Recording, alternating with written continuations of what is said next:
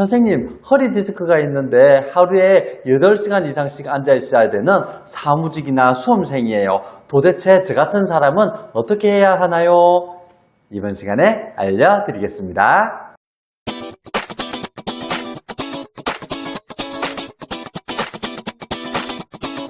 잘 보셨나요? 허리 디스크로 허리 통증이 있거나 다리 방사통이 있는데도 불구하고 직업 때문에 또는 수험생이라서 지금처럼 의자에 앉아서 8시간 이상 공부를 하거나 또는 작업을 해야 되는 환자분들이 정말 많은데요.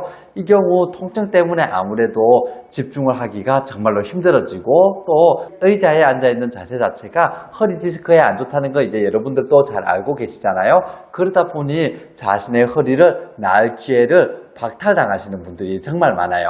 그래서 이번 시간에는 저도 만만치 않게 사실 의자에 앉아서 공부하는 시간이 좀 많거든요. 그래서 제가 제 허리를 아끼기 위해서 제가 집이나 또는 일하는 곳에서 어떻게 앉는 환경을 세팅해 놓았는지를 보여드릴게요. 이번 영상을 시작하기에 앞서서 제가 의자에 앉는 자세에 대해서는 여러 가지 영상을 제작해서 올린 적이 있거든요. 그 당시에 올렸던 자료들을 잠깐만 정리하는 시간을 먼저 가져볼게요. 자, 우선 첫 번째입니다. 뭐냐면 서 있는 자세는 바른 자세라는 것이 합의가 되어 있어요. 전문가들 사이에서요. 하지만 의자에 앉는 바른 자세라는 건 아직까지 전문가들 사이에서 합의가 되어 있지 않아요. 여러분들 생각하고 좀 달라요. 실제로 여러분들은 바른 자세 하면 딱 이런 자세지 라고 생각을 하겠지만 의자에 앉는 바른 자세는 아직까지 합의가 되어 있지 않아요. 그런데도 불구하고 여러 전문가들 사이에서 합의된 유일한 내용이 있거든요. 그게 뭐냐고 하면 바로 아무리 좋은 자세로 앉아있다 하더라도 오래 앉아있다라고 하면 그건 결국 나쁜 자세가 된다는 거예요. 그러다 보니까 제가 지난번 영상에서 슈터트 맥길 박사님의 책이나 논문에 나오는 내용의 그림을 올려드린 적이 있잖아요. 지금 보이는 것처럼 저렇게 조금 나쁜 자세들로 보이잖아요. 자, 저런 자세들 자체도 오히려 허리 디스크 환자들, 허리 통증 환자들이 중간중간 짬짬이만 이렇게 조금 잘 해준다라고 하면 오히려 자신의 통증을 좀 줄여주고 허리 긴장도라든지 디스크 내압을 낮춰주는 좋은 자세가 될 수도 있다는 것 여러분들이 먼저 기억을 해주시고요. 물론 제가 저런 자세들을 직접 하지는 않거든요. 저는 저거보다 조금 더 좋은 자세를 사실은 써먹어요. 이번 시간에 그거 알려드릴게요. 이제 본격적으로 시작할게요. 제가 의자에 앉아있는 동안 또는 작업하거나 공부하는 동안 써먹는다고 하는 자세는 바로 이 책상 높이 있죠. 책상 높이와 이 의자의 높이 있죠. 의자의 높이를 조절하는 방식이에요. 보통 이제 제가 앉아있다라고 하면 제가 일하는 근무하는 환경에서는 사람들이 저한테 오면 제가 3가지 방법으로 앉아있는 것을 보게 돼요. 지금처럼 제가 그냥 일반적인 의자에 착석해서 앉아있는 경우도 보고요. 자, 지금처럼 좀 의자 높죠? 자, 이게 스탠딩 체어인데요. 저 스탠딩 체어에 앉아있는 모습을 보기도 해요. 그리고 또 지금처럼 완전히 좀 서가지고 쭉 지금 거치대를 지금 올려놓은 상태인데 서서 무언가를 하다가 인사를 받는 사람들도 나타나기도 해요.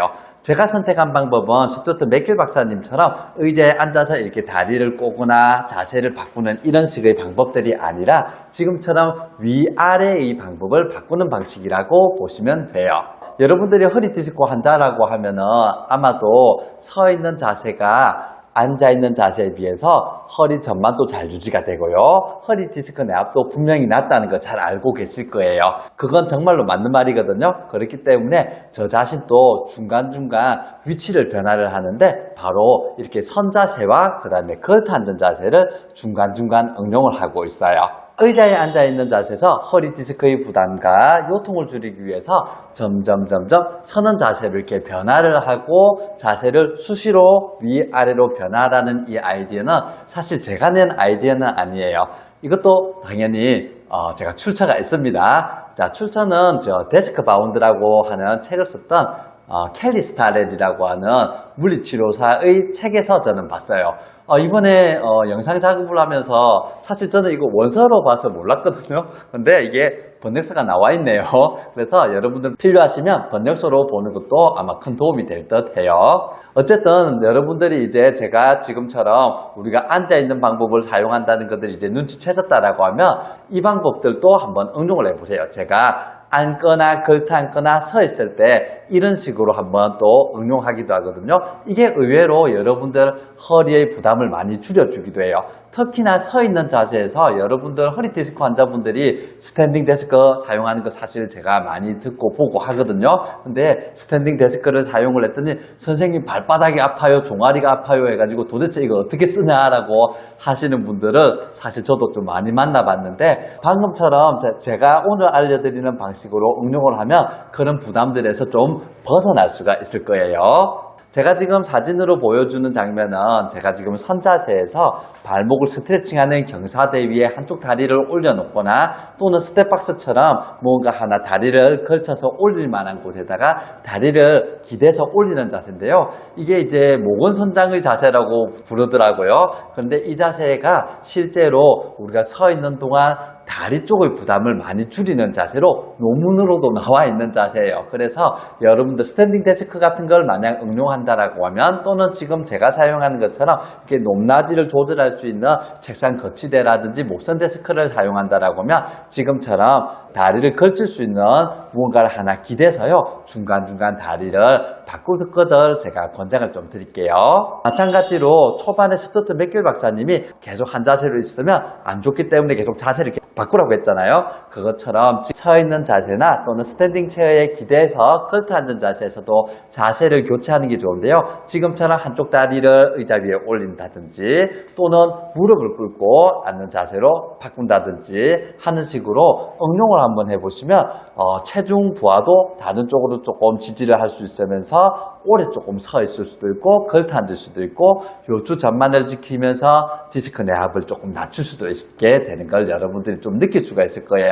특히 저런 자세들을 하다 보면 디스크가 우리가 한쪽 방향으로 밀려나서 한쪽 허리가 아프고 방사통이 있는 분들이 있는데 그런 방향의 전이 자체도 좀 막을 수도 있으니까 여러분들이 저런 자세를 취할 때도 한번 본인의 무통 자세, 즉 안 아프고 앉거나 서 있는 자세를 한번 직접 찾아보는 것을 제가 또 권장을 드릴게요.